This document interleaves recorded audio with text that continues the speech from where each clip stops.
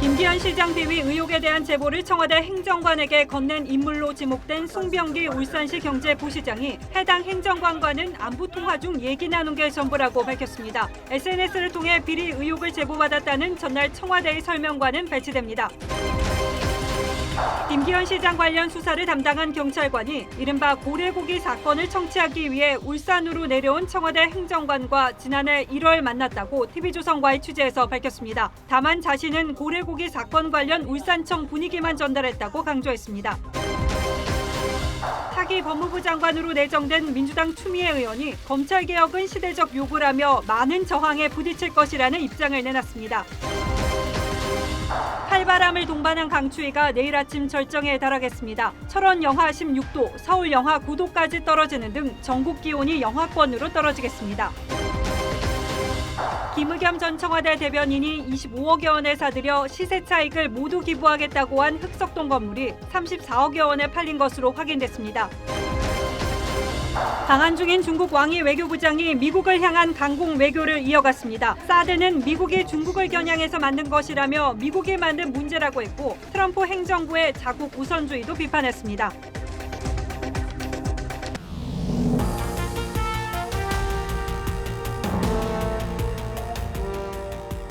여러분 안녕하십니까? 박정훈입니다. 신동국 앵커의 휴가로 오늘과 내일 뉴스9은 제가 진행합니다. 연일 나오는 청와대의 해명에도 울산시장 하명 수사 의혹은 날이 갈수록 커지고 있습니다. 무엇보다 핵심적인 사실관계를 놓고 청와대의 해명과 관련자들의 말들이 다르다는 게 논란을 키우고 있죠. 김기현 시장 관련 최초 제보자는 어제 저희가 보도해드린 대로 송병기 현 울산부시장이었습니다. 그는 당시 김 시장의 상대 캠프에 몸담고 있었는데 청와대는 공직자였다 이렇게만 설명하는 바람에 제보자의 실체가 감춰질 뻔했었습니다. 또 있습니다. 청와대 설명과 달리 송 부시장은 정부 요구를 받고 동향들을 알려줬다 이렇게 설명했습니다. 이게 사실이라면 하명 수사 의혹에 힘이 실리게 됩니다. 송 부시장은 오늘 기자회견에서 이런 의혹들에 대해서 질문을 받았습니다. 어떻게 답했는지 현장을 다녀온 정민진 기자에게 들어보시죠. 송병기 울산시 경제부시장은 청와대 문모 행정관을 5년 전 지인 소개로 만났다고 말했습니다. 가끔씩 친구들과 함께 만난 적이 있었고 통화도 간헐적으로 한두 번 하는 사이였습니다. 제보 경위에 대해서는 문 행정관과 안부 통화를 하다 시중에 이미 알려진 내용을 전했을 뿐이라고 했습니다. 시장 선거를 염두에 두고 김기현 전 울산시장 측근 비리 사건을 제보했다는 일부 주장은 제 양심을 걸고 단연코 사실이 아님을 말씀드립니다. 송 부시장은 그러나 민감한 질문에는 대답하지 않았습니다. 어제 한 언론 인터뷰에서 정부가 지역 동향을 요구했다고 말한 것에 대해 질문이 쏟아졌지만 송 부시장은 대답하지 않은 채 회견장을 서둘러 빠져나갔습니다. 청와대 설명과 차이가 나는 대목도 있었습니다. 청와대는 어제 두 사람이 캠핑장에서 우연히 만난 사이라고 설명했지만 송 부시장은 지인의 소개로 만났다고 했습니다. 또 청와대는 SNS로 제보를 받았다 했지만 송 부시장은 통화를 하다가 김기현 시장 측근 비리를 얘기했다고 말했습니다. TV조선 정민진입니다. 청와대에 제보한 송병기 부시장은 지난해 지방선거 이후 1등 공신 대접을 받았습니다. 4년 전 울산시 교통국장으로 퇴임한 이후 지방선거 전에 송철호 캠프에 합류했는데 이런 사건들 이후 판세가 뒤집어졌죠. 울산시는 조례까지 바꿔가면서 그를 경제부시장으로 발탁했습니다. 이어서 신유만 기자입니다. 송 부시장은 2008년부터 김기현 전 시장 재직 당시인 2015년 7월까지 울산시 교통건설국장으로 재직했습니다. 2017년 8월까지는 울산발전연구원 공공투자센터장으로 재직하다 사임했습니다. 이후 공식적인 직책 없이 송철호 울산시장을 도운 것으로 알려졌습니다. 청와대에 제보를 했다는 시점이 바로 이때입니다. 이후 2018년 2월에는 공식적으로 선거 캠프에 합류합니다. 송 시장이 당선되고 나자 2018년 8월 울산시 경제부시장에 임명됩니다. 당시 송철호 시장은 개방형직이었던 경제부시장을 별정직으로 바꿨습니다. 경쟁과 심의를 거쳐야 하는 개방형과는 달리 별정직은 시장이 원하는 사람을 쉽게 앉힐 수 있습니다. 이 때문에 송병기 씨를 부시장으로 데려오기 위해 조례를 바꾼 것 아니냐는 의혹이 제기됐습니다. 그냥 정부에서 자기들 그냥 했습니다. 의회에서 뭐 아무런 제재를 할 수 있는 그게 없었습니다. 당시 민주노총에서도 울산에 낙후된 버스 운송 체계를 만든 장본인이라며 반발했지만 송철호 시장은 송병기 씨를 부시장에 임명했습니다. 송 부시장은 내년 총선에서 울산 남구 앞 지역구 출마를 준비하고 있던 것으로 알려졌습니다. TV조선 신유만입니다. 자, 이번에는 제보를 받고 첩보 문건을 만들었다는 청와대 행정관 이야기를 좀 해보겠습니다. 백원우 민정비서관실에서 이 문건을 만든 문모 행정관은 검찰 수사관 출신입니다. 그런데 김경수 경남지사와 고교 동창 관계로 친분이 꽤 두텁다고 해서 더 큰 관심을 받고 있습니다. 왜 문제의 첩보 문건을 정권 실세와 가까운 사람이 만든 건지 검찰이 규명해야 할 부분입니다. 자, 문 행정관은 오늘 검찰 소환 조사를 받았습니다. 이 소식은 한송원 기자가 전합니다. 청와대는 김기현 전 울산시장 관련 제보 문건을 정리한 수준이라고 강조했지만 2017년 10월경 당시 민정비서관실 소속 행정관 A씨가 제보자로부터 스마트폰 SNS를 통하여 일부 편집하여 제보 문건을 정리하였으며 검찰은 당사자인 문모 전 청와대 행정관을 오늘 오전 비공개로 소환해 조사를 벌였습니다. 검찰은 문 전 행정관을 상대로 첩보 입수 경위와 내용을 얼마나 가공했는지 등을 집중 추궁했습니다. 6급 검찰 수사관 출신인 문 전 행정관은 이명박 박근혜 정부에 이어 현 정부에서도 청와대 파견 근무 뒤 국무총리실 사무관으로 재직 중입니다. 청와대는 특감반원이 아닌 일반 행정관이라고 했지만 검찰 수사관 출신에다 김경수 경남도지사와 고교 동창인 것으로 확인됐습니다. 지난해 6월 한 사업가로부터 골프 접대를 받은 의혹이 일었지만 징계 없이 국무총리실로 원대 복귀에 논란이 되기도 했습니다. 검찰은 조만간 문 전 행정관에게 첩보를 건넨 송병기 울산시 경제부시장 등 관련자들을 차례로 소환 조사할 예정입니다. TV조선 한송원입니다. 어제 청와대 고민정 대변인의 브리핑이 의혹을 키웠다는 비판이 나오자 오늘은 상급자인 윤도한 국민소통수석이 직접 나섰습니다. 어제 청와대 해명은 송병기 부시장의 말과 좀 달랐죠. 윤 수석은 개인 주장일 뿐이다. 또 언론 보도도 모두 허위다. 이렇게 말했습니다. 최지원 기자가 보도합니다. 청와대는 어제 김기현 전 울산시장 첩보는 제보자로부터 SNS로 받았다고 했습니다. 제보자라고 스스로 밝힌 송병기 울산부시장은 청와대가 먼저 요청했다고 주장했습니다. 청와대 행정관이 보기 좋게 편집했다며 단순 이첩이라는 청와대의 기존 입장도 뒤집었습니다. 말이 엇갈리면서 의혹이 커지지만 청와대는 언론의 무차별적 보도는 모두 허위라고 주장했습니다. 청와대가 먼저 요청했는지 여부가 하명 수사 논란의 핵심이지만 청와대는 수사기관이 아니라서 확인할 권한이 없다며 입을 닫았습니다. 청와대 윤도한 국민소통수석은 숨진 수사관이 작성한 고래고기 보고문건 공개로 하명 수사 의혹은 사실이 아니란 점도 밝혀진 것이라고 주장했습니다. 어제 청와대가 공개한 문건은 내용 대부분이 삭제된 3줄짜리 울산 방문 결과 보고가 전부였습니다. 청와대 관계자는 더 자세한 상황이 담긴 문건도 있어 필요하다면 추가 공개할 수 있다고만 했습니다. TV조선 최지원입니다. 청와대가 하명 수사 의혹과 관련해서 잇따라 해명을 내놓고 있는데 그 해명이 오히려 논란을 키우는 모양새입니다.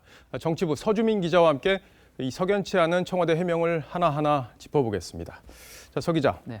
지금 가장 큰 쟁점이 정보 제공을 누가 먼저 요구했냐 이 부분이죠? 네, 그렇습니다. 먼저 어제 그 고민정 청와대 대변인이 뭐라고 얘기했는지 먼저 들어보시죠.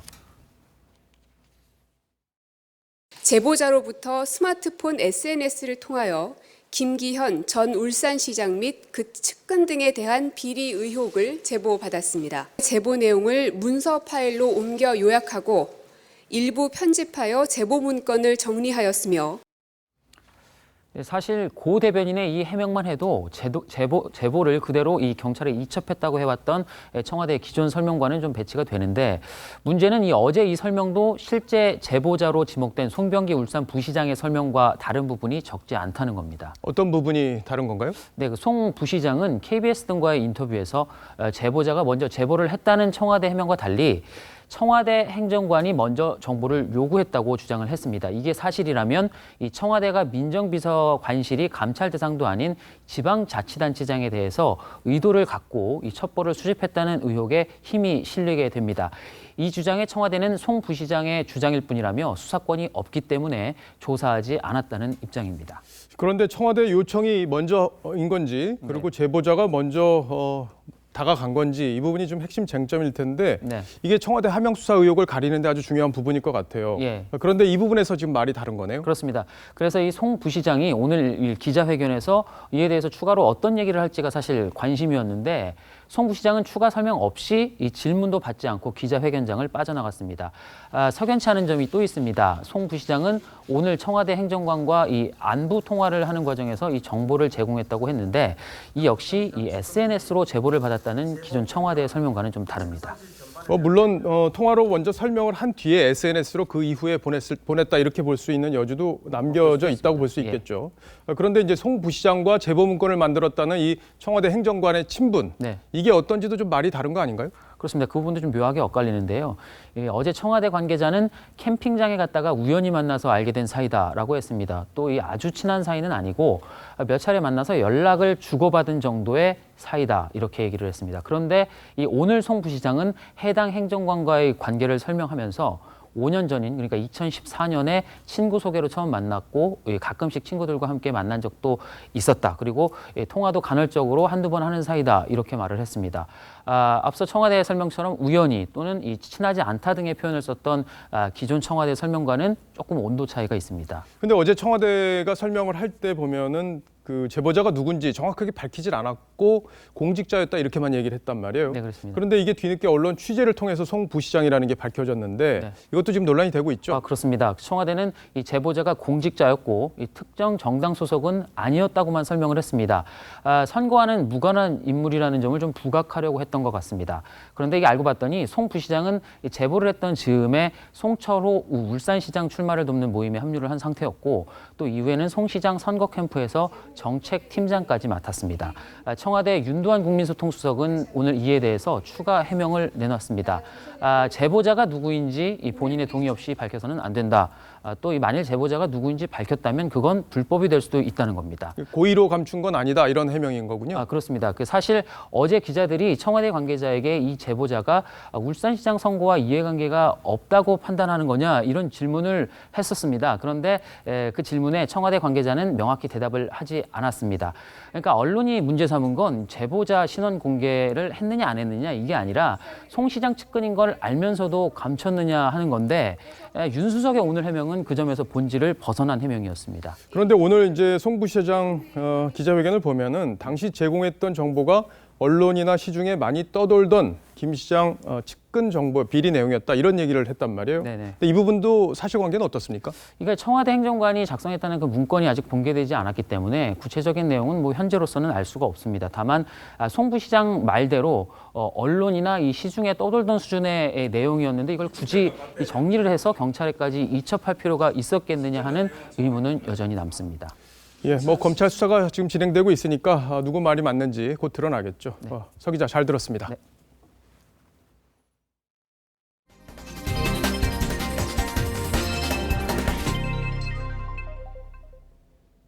네, 청와대는 고래고기 사건을 파악하려고 민정비서관실 행정관이 울산에 내려가서 경찰대 동기생을 만났다고 했었죠. 김기현 사건 수사 담당자는 만나지 않았다, 이렇게 설명을 했었는데, 저희가 이 수사 책임자를 어렵게 만나 사실관계를 물어봤습니다. 그런데 청와대 행정관을 만나긴 했다, 이렇게 털어놨습니다. 다만 수사 상황에 대해서는 대화가 없었다고 했는데, 이건 검찰 수사를 통해 진위를 가려봐야 할 것 같습니다. 하동원 기자가 단독 보도합니다. 경남의 한 경찰서장인 신모 총경은 청와대 행정관이 울산에 간 2018년 1월 당시 울산경찰청 수사과장이었습니다. 심총경은 울산에 갔던 청와대 행정관과 경찰대 동기생이어서 당시 만남이 있었던 것 아니냐는 의혹을 받아왔습니다. 심총경은 오늘 TV조선 취재진에게 당시 청와대 행정관을 만났다고 인정했습니다. 만났는지만 좀 알려주세요. 만났습니다. 심총경은 A 행정관을 만나 고래고기 사건과 관련된 울산경찰청의 분위기만 전달했다고 덧붙였습니다. 김기현 전 시장 측근 비리 사건은 이야기를 나누지 않았다고 했습니다. 그런데 심총경은 당시 경남에서 울산으로 옮겨온 지 한 달도 채 되지 않은 상태였습니다. 형사과장이나 광역수사대장, 정보과장 등은 만나지 않고 부임한 지 한 달도 안 된, 게다가 사건과 전혀 상관없는 수사과장을 만난 뒤 보고서를 작성했다는 설명을 그대로 믿기엔 의문이 남습니다. 특히 A 행정관이 다른 동기생 중 3명은 만나지 않고 김기현 전 시장 측근 비리 사건의 수사 책임자였던 심총경을 만난 점도 의혹을 낳고 있습니다. TV조선 하동훈입니다. 이번 사건 수사를 놓고 검찰과 경찰 간에도 날선 신경전이 오가고 있습니다. 경찰은 검찰이 압수해간 전 특감반원의 휴대전화를 되찾겠다며 어제 영장을 신청했는데 검찰은 예상대로 이 영장을 기각했습니다. 검찰은 황운하 청장의 직권남용 혐의 수사에도 속도를 내고 있습니다. 이어서 이유경 기자입니다. 경찰이 신청한 전직 청와대 특감반원의 휴대전화 압수수색 영장에 대한 검찰의 기각은 예상된 수순이었습니다. 검찰 관계자는 휴대전화는 법원이 검찰에 발부한 영장으로 적법하게 압수돼 조사하고 있다고 영장 기각 사유를 밝혔습니다. 또 부검 결과와 유서, CCTV 등 자료와 정황을 볼 때 타살 혐의점을 인정하기 어렵다고 덧붙였습니다. 이 밖에 수사 기밀 누설 등을 이유로 사인 규명 등이 필요하다는 경찰의 주장을 받아들이지 않았다는 분석입니다. 검찰은 특히 해당 특감반원 휴대전화 압수 당시 영장에 황운하 대전지방경찰청장을 피의자로 적시한 것으로 알려졌습니다. 황 청장이 2017년 울산지방청장 재직 시절 지방선거에 개입할 목적으로 무리하게 수사를 지시했을 가능성을 염두에 두고 직권남용 혐의 입증에 휴대전화가 물증이 될 것으로 판단했다는 의미입니다. 황 청장은 검찰의 소설이자 농간이라며 숨진 전 특감반원은 언론 보도 이전에 듣지도 보지도 못했다고 반박했습니다.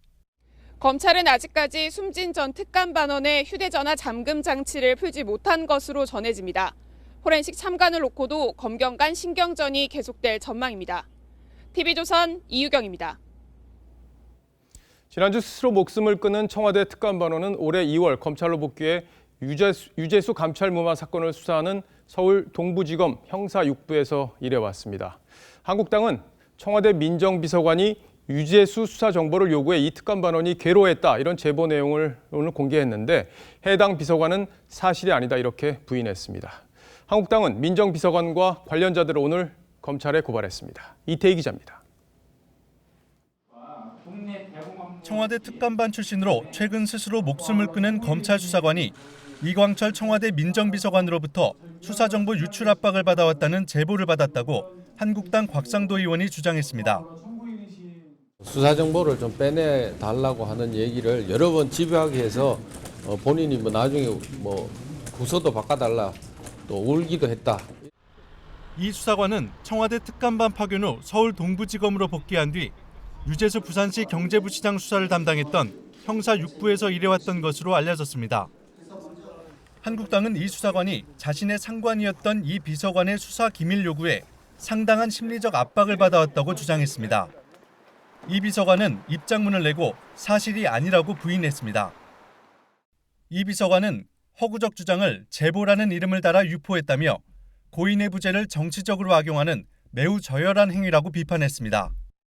한국당은 오늘 이 비서관을 포함해 청와대 하명 수사 의혹이 연루된 청와대와 여당, 경찰 관계자 등 10명을 검찰에 고발했습니다.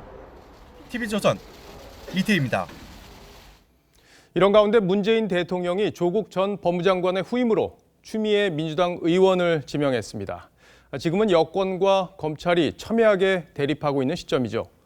당 대표까지 지낸 오선 의원을 법무장관으로 발탁한 것이 이번 수사에 어떤 영향을 줄지 시사하는 바가 적지 않습니다. 법무부에서는 조국보다 더 센 장관이 왔다 이렇게 말한다는군요. 인준 절차가 마무리되면 검찰 인사부터 할 거란 말들이 나오는데 야당은 총선을 앞두고 공정한 법 집행이 가능하겠냐 이렇게 반발하고 있습니다. 보도에 신정훈 기자입니다. 법무부 장관에 내정된 추미애 의원은 소외계층의 권익 보호를 위해 법조인이 되었고 검찰의 압수수색 이튿날 청와대는 민주당 추미애 의원을 법무장관에 지명했습니다. 조국 전 장관 사퇴 이후 53일 만입니다. 집권당 대표 경력에 추다르크라는 변명을 가진 추 의원 발탁은 검찰에 대한 장악력을 높이겠다는 의미로 해석됩니다. 추 지명자는 많은 저항이 있을 것이라며 검찰개혁 의지를 보였습니다. 많은 저항에 부딪히기도 하고요. 또 그 길이 매우 험난하다고 여러분들도 알고 국민들도 알고 계십니다. 민주당은 법무부가 검찰을 감찰하라고 주문하고 있습니다. 법무부는 지체 없이 주어진 감찰권을 행사해서 이 사건에 대한 국민의 의혹을 말끔하게 불식하게 주기를 바랍니다. 검찰 수사를 정치라고 비판하기도 합니다. 검찰은 정치가 아니라 수사에 집중해야 합니다. 자유한국당은 거짓말로 진실을 덮을 수 없으니 검찰을 겁박하고 있는 것이라고 했습니다. 아예 드러내놓고 사법장악을 밀어붙이겠다는 대국민 선언입니다. 바른미래당은 검찰과 전면전을 벌이겠다는 집권당 인식이 놀랍다고 했습니다. TV조선 신정훈입니다. 미북 간 기싸움이 팽팽해지면서 한반도의 긴장이 고조되고 있습니다. 이 미국과 북한이 무력 사용을 언급하며 신경전을 벌이는 가운데 미 정찰기가 연일 한반도 상공에서 대북 감시 활동을 이어가고 있는 건데요. 이 북한이 중대 사변을 준비한다는 첩보가 입수됐습니다. 여기에 오늘의 포커스를 맞췄습니다.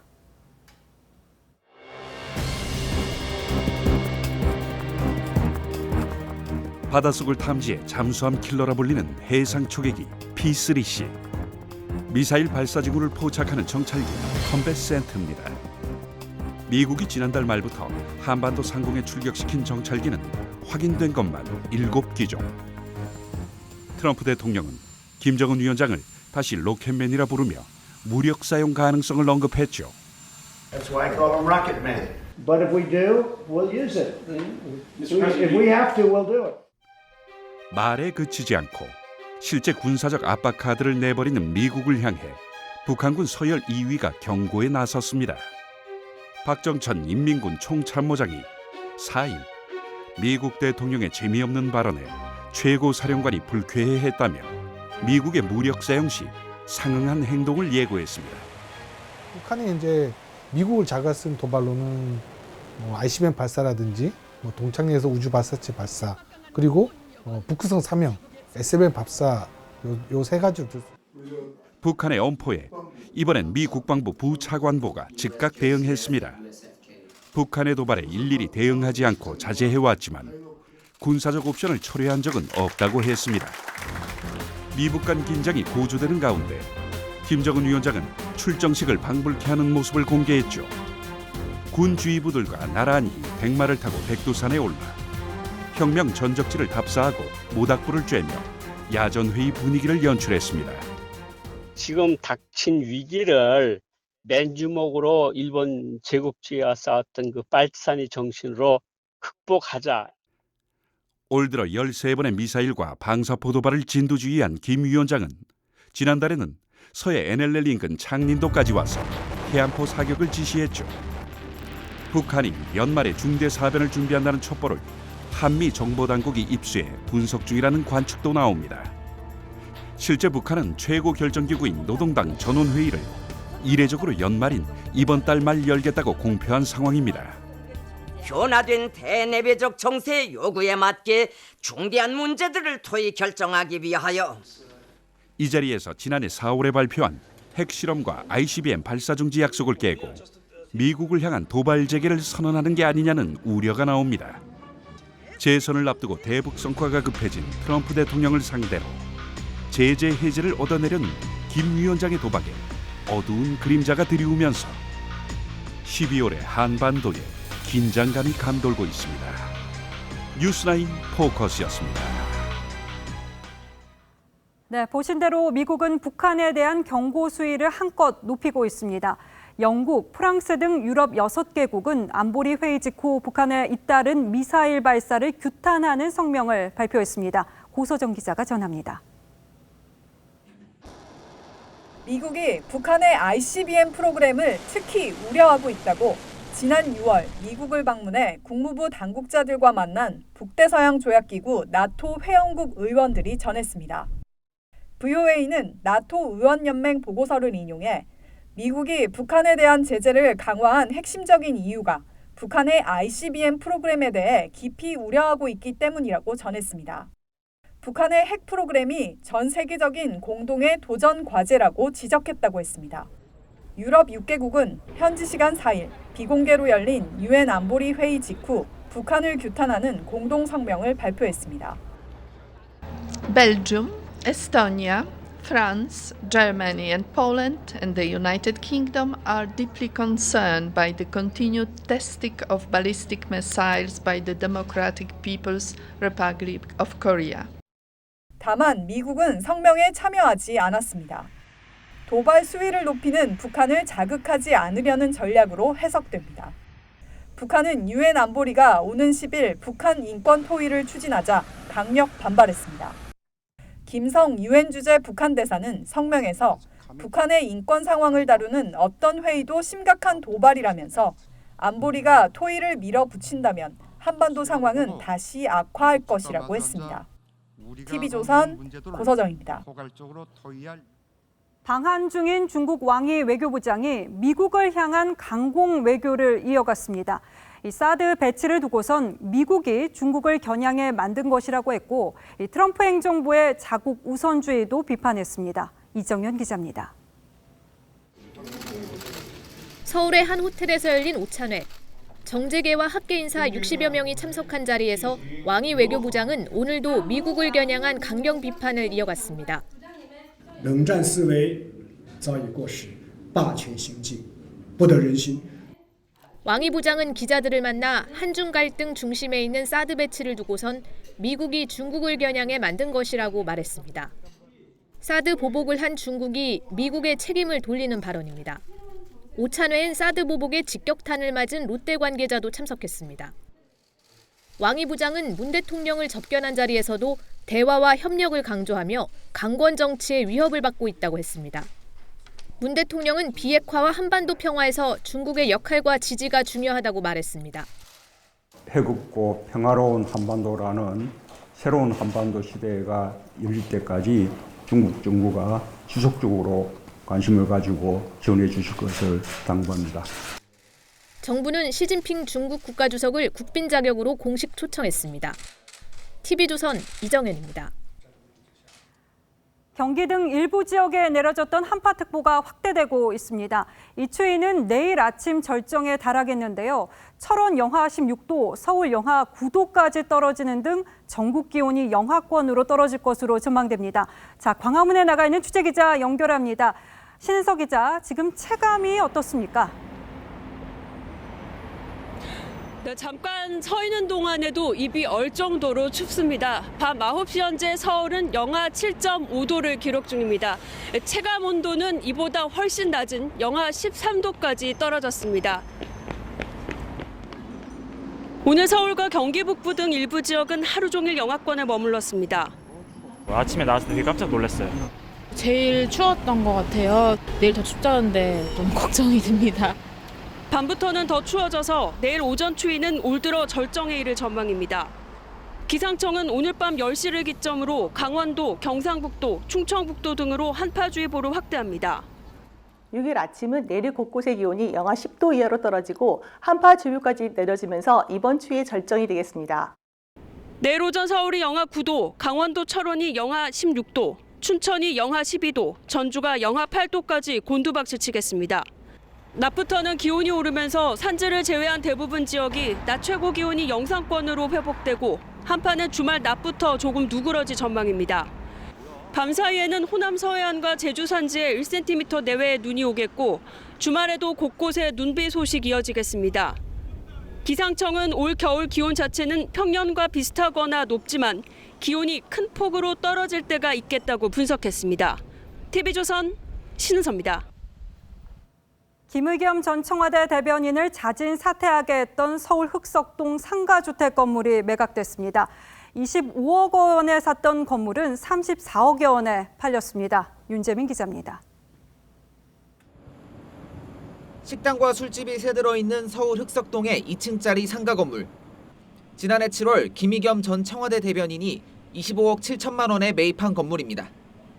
김 전 대변인은 당시 16억 4,500여만 원의 빚을 지고 재개발이 예정된 이 건물을 샀습니다. 그래서 27억에 쌀 구입하다가 지금 돈이 없으니까 기분 깎은 거야. 그래서 이제 주인이 25억까지. 그런데 지난 3월 공직자 재산 공개로 차입금 규모가 알려지면서 투기 논란이 일었고 김 전 대변인은 투기가 아니라고 항변하다 하루 만에 사퇴했습니다. 건물 주변 곳곳엔 이렇게 축하 현수막이 붙어 있는데 이 지역은 지난달 관리 처분 인가를 받아 곧 재개발이 시작될 예정입니다. 김 전 대변인은 오늘 34억 5천만 원에 이 건물을 팔았습니다. 1년 5개월 만에 8억 8천만 원 차익을 남겼습니다. 앞서 김 전 대변인은 지난 1일 SNS에 건물을 판다며 부동산 연락처를 올리며 공개 매각에 나섰고 차익을 모두 기부하겠다고 밝혔습니다. 매입 당시 취득세와 차후 양도세 등을 고려하면 실제 손에 쥐는 돈은 시세 차익의 절반 안팎 정도로 예상됩니다. TV조선 윤재민입니다. 서울 상암동에 복합 쇼핑몰을 올리는 사업을 놓고 서울시와 해당 업체가 6년째 지지부진한 싸움을 이어가고 있습니다. 서울시가 주변 상인과의 상생 협의를 요구하며 심의를 보류하고 있기 때문인데요. 결국 감사원이 서울시에 조속한 처리를 요구했습니다. 박지훈 기자가 취재했습니다. 서울시는 지난 2011년 6월 상암 택지개발지구에 복합 쇼핑몰을 유치하기로 결정했습니다. 이에 따라 A 업체는 지난 2013년 4월 6년 안에 쇼핑몰을 완공한다는 조건으로 계약을 따냈습니다. 하지만 A 업체가 2년을 넘게 준비한 세부 개발 계획안은 서울시의 승인 과정에서 막혔습니다. 상암에 위치한 특별 계획구역 부지입니다. 원래 계획대로라면 이곳에 이미 복합 쇼핑몰이 완공됐어야 하지만 보시다시피 첫 삽도 뜨지 못한 채 이렇게 굳게 문이 잠겨 있습니다. 복합 쇼핑몰을 만들기 위해서는 전통시장 등과 상생 협의를 해야 합니다. 2년 동안 협의한 끝에 17개 전통시장 중 16곳이 입점을 찬성했습니다. 하지만 서울시는 한 개 시장이 반대한다는 이유로 심의를 보류했습니다. 서울시장님이 좀 너무하지 않나 생각이 들어가요. 여기 주민들이 또 불평도 많죠. 서울시는 서울행정법원이 조정을 권고하고 나서야 직권조정으로 통과시켜 주겠다고 약속했습니다. 하지만 이마저도 A 업체가 소송을 취하하자 박원순 시장의 지시라며 약속을 번복했습니다. 감사원은 서울시가 행정 신뢰성을 상실했다며 박원순 시장에게 주의를 줬습니다.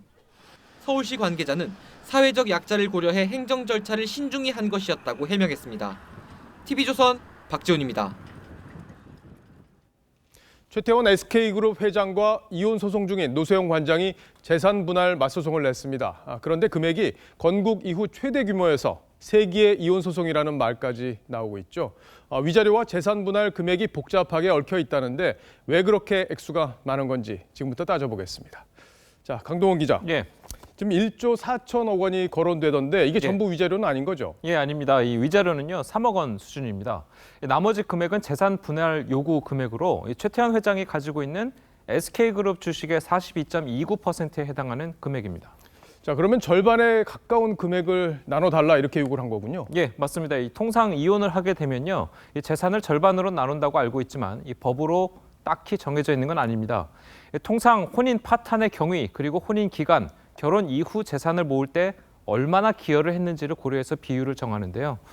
노소영 관장이 왜 하필 약 43%의 주식을 요구한 것인지에 대해서는 알려진 바가 없습니다. 자, 그러면 1조 4천억 원이라는 이 금액은 결국엔 주식을 현재 가치로 환산했을 때 그런 금액이 나온다는 건가요? 예, 맞습니다. 이 SK그룹의 최 회장은요, 현재 SK 지주사의 주식 18.29%를 보유하고 있습니다. 노 관장이 요구하는 주식은요, 이 SK그룹의 약 7.73%에 해당하는 금액이고요. 자, 이게 법원에서 받아들여진다면 이 노 관장은 SK 지주사의 2대 주주로 올라서게 됩니다. 자, 그러면 노 관장이 SK 경영에 참여할 수 있느냐 이 부분도 관심입니다. 예, 그렇습니다. 이 SK그룹 전체 경영권에는 큰 위협이 되지 않을 것으로 보입니다. 이 최 회장의 여동생인 최기원 SK 행복나눔재단 이사장이 약 6.85%의 주식을 보유하고 있고 이 동생인 최재원 SK 수석 부회장도 2.36%를 갖고 있는 등 이 특수 관계인 지분을 감안한다면 경영권 방어는 가능할 전망입니다. 근데 노 관장도 결혼 전에도 아마 재산이 좀 있었을 텐데 예. 이 결혼 전의 재산은 분할 대상이 아닙니까? 예, 아닙니다. 그렇다면은 이 SK그룹이 나중에 성장하는데 노 관장이 얼마나 기여했느냐 이 부분도 좀 따져보겠습니다. 예, 맞습니다. 그래서 일반적으로 이 재인 자산 형성을 따지는 문제보다 훨씬 복잡할 것이라는 게 전문가들의 시각입니다. 특히 노 관장은 잘 아시다시피 노태우 전 대통령의 장녀죠. 흔히들 대한석유공사와 한국이동통신을 SK그룹의 전신인 선경그룹이 인수를 할 수 있었던 것은 노 관장의 아버지였던 노태우 전 대통령의 힘이었다는 인식들이 있고 또 노 관장 측도 이 부분을 주장할 가능성이 큽니다. 하지만 선경그룹이 이 대한석유공사를 인수한 1980년은 두 사람이 결혼하기 전이고 한국이동통신 인수 시기는 1994년으로 김영삼 정부 때의 일이죠. 노태우 정부 때는 오히려 SK 기업이 피해만 입었다는 것이 최 회장 측의 설명입니다. 어쨌든 노소영 관장 입장에서는 이제 물러설 수 없는 한판 승부를 벌이게 된 건데 예. 다른 사례들도 좀 있습니까? 최근이죠. 이 아마존의 창업자 이 제프 베이존스가 이혼을 하면서 이 자신의 재산의 25%에 달하는 아마존 주식 4%를 위자료로 준 사례가 있고요. 자, 국내에서는 이부진 호텔신라 사장과 이무재 전 삼성전기 고문의 이혼 소송 때 이부진 사장이 이무재 고문에게 결혼 이후 형성된 재산 중 20% 그러니까 141억 원을 지급하라는 판결이 나온 적이 있습니다. 예, 그 경우에도 뭐 절반을 다 나눠준 건 아니군요. 그렇습니다. 강 기자 잘 들었습니다.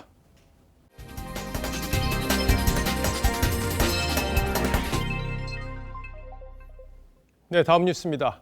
오늘은 대한민국을 경제 강국으로 만든 무역의 날입니다. 문재인 대통령은 기념식에 참석해서 우리에겐 무역의 피가 흐른다 이렇게 이야기했는데 대통령의 말과 달리 우리 수출은 11개월째 내리막길을 걷고 있습니다. 수입도 반년째 줄고 있죠. 무역으로 먹고 살던 나라가 성장의 동력을 잃어가는 건 아닌지 걱정입니다. 최원희 기자가 취재했습니다. 무역의 날 기념식에 참석한 문재인 대통령. 어려운 고비마다 우리를 일으킨 건 무역이라고 강조합니다. 세계 10대 수출국 모두 수출 감소를 겪고 있지만 우리는 올해 3년 연속 무역 1조 불을 달성했고 문 대통령은 또 우리에겐 무역의 피가 흐른다며 무역의 힘이 굳건하기에 미래를 낙관한다고 말했습니다. 하지만 국가 사이의 거래를 보여주는 경상수지는 계속 감소하고 있습니다. 지난 10월 경상수지는 78억 3천만 달러 흑자를 기록했지만 1년 전보다 17.3% 급감했습니다. 벌써 8개월 연속 감소세입니다. 수출입 결과를 보여주는 상품 수지가 23.6%나 줄었습니다. 상품 수지의 경우 수출이 수입에 비해 크게 감소함에 따라 흑자 규모가 전년 동월 105.2억 달러에서 80.3억 달러로 축소되었습니다. 특히 수출은 전년보다 14.5%나 감소해 11개월 연속 내림세를 이어갔고 수입 역시 12.5% 감소하며 반년째 동반 하락 중입니다.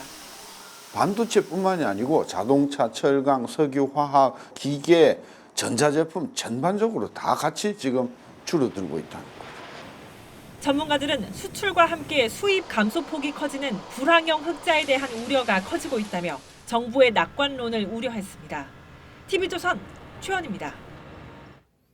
문재인 정부의 핵심 경제 정책 중 하나는 수소경제 활성화입니다. 이 정책을 위해 연료전지 발전소를 짓고 있는데 낮은 수익성 그리고 안정성 때문에 고민이 많다고 하네요. 이미진 기자가 현장을 다녀봤습니다. 삼진 건물 안에 대형 연료전지가 가득합니다. 가동 1년째를 맞은 수소연료전지 발전소입니다. LNG를 연료전지에 넣어 수소를 추출하고 이를 산소와 결합하면 전기와 열이 발생합니다. 이 발전소에서는 연간 9만 메가와트시의 전력이 생산되는데 수도권 2만 5천 가구에 공급됩니다. 정부는 현재 50곳, 383메가와트 규모인 연료전지 발전소를 2040년까지 40배로 늘릴 계획입니다. 가스흡입 발전소에 비해서 일반적으로 CO2가 25% 정도 감축시킬 수 있고요. 또 한편 그 낙스와 삭스를 배출하지 않기 때문에 다만 경제성과 안전성은 넘어야 할 산입니다. 열병합 발전소 대비 초기 투자 비용이 7배나 비쌉니다. LNG에서 수소를 추출하는 방식이어서 연료비가 많이 들고 100% 친환경적인 것도 아닙니다. 지난 5월 강릉 수소탱크 폭발 사고 이후 주민들의 불안감이 큰데 원전 등 다른 발전에 비해 안전 규정이 미흡하다는 지적이 나옵니다. 안전을 관리할 수 있는 조직도 없고 제도도 없습니다. 그냥 사업자의 양심과 전문성에 기대를 하는 것밖에. 발전 운영사는 연료전지 발전소엔 수소 저장 탱크가 없어 폭발 위험성이 없다고 밝혔습니다. TV조선 임유진입니다. 70주년을 맞아 영국에서 모인 나토 정상회의가 단합을 외쳤지만 균열을 감추진 못했습니다. 나토 정상들의 뒷담화에 트럼프 대통령은 조기 귀국했습니다. 송지욱 기자입니다. 런던 버킹엄궁에서 열린 나토 70주년 환영식장. 존슨 총리가 마크롱 대통령에게 그래서 이렇게 늦은 거냐고 묻자 트리도 총리가 대신 답합니다.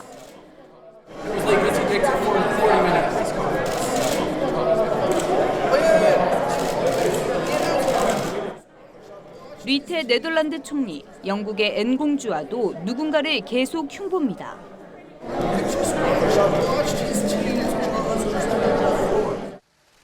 대화 도중 그가 누구인지는 명시되진 않았지만 외신들은 평소 즉흥적으로 길게 기자회견을 하는 트럼프 미 대통령이 뒷담화의 대상이라고 전했습니다. 앤 공주가 여왕의 나무람에도 트럼프 부부와 거리를 두며 악수를 거부하는 모습도 포착됐습니다. 트럼프 대통령은 예정된 단독 기자회견을 돌연 취소 후 귀국하며 불쾌감을 드러냈습니다. Well, he's two-faced. 트럼프는 방위비를 GDP 대비 2% 이상 쓰는 국가 정상들만 모아 점심 식사를 했는데 방위비를 더 내지 않으면 무역 보복 조치를 취할 수 있다는 엄포를 놓았습니다. 미국은 구글, 애플 등을 상대로 한 프랑스의 디지털세 부과에 반발해 보복 관세 도입도 준비 중입니다. TV조선 송지욱입니다. 영화 겨울왕국2의 독주 속에 다른 영화들은 상영관 잡기가 어렵다는 볼멘 소리가 나옵니다. 이 탄탄한 구성을 바탕으로 매니아층의 시선을 끌고 있는 작품을 고민성 기자가 소개합니다. 기생충과 함께 미국 타임지가 올해 10대 영화로 선정한 나이브스 아웃. 추리소설을 읽는 듯한 탄탄한 각본과 영화 전반에 깔린 복선으로 긴장감은 최고조입니다. The more you trust your director, the more willing you are to play and take risks. And everybody, every single take just got bigger and, you just start taking bigger swings and just trying things. 시나리오를 읽고 14년 만에 출연을 결정한 이영애의 복귀작 나를 찾아줘도 묵직한 여운을 남긴다는 입소문이 돌며 박스오피스 상위권을 지키고 있습니다. 전체적인 탄탄한 시나리오 구조, 그리고 생각지 못했던 반전, 그리고 끝나고 나서의 큰 여운, 그리고 사람이 중심인 그런 내용이 좋았습니다. 김희애 주연의 윤희에게는 상영관 부족의 악재 속에서도 저예산 작품의 힘을 뜻하는 아트버스터라는 찬사를 받고 있습니다. 어떠한 주제든지 어떠한 소재든지 다양성을 보여주는 것이 작품이라고 생각하고요. 저의 영화도 그런 이야기 한 부분이라고 생각합니다. 지난달엔 좌석 판매율 1위까지 올랐는데 상영관이 늘면서 장기 상영의 발판을 마련했습니다. 대작과 맞서 작품성으로 승부를 던진 영화들. 다양한 취향을 가진 마니아 관객들의 시선을 끌고 있습니다. TV조선 구민성입니다.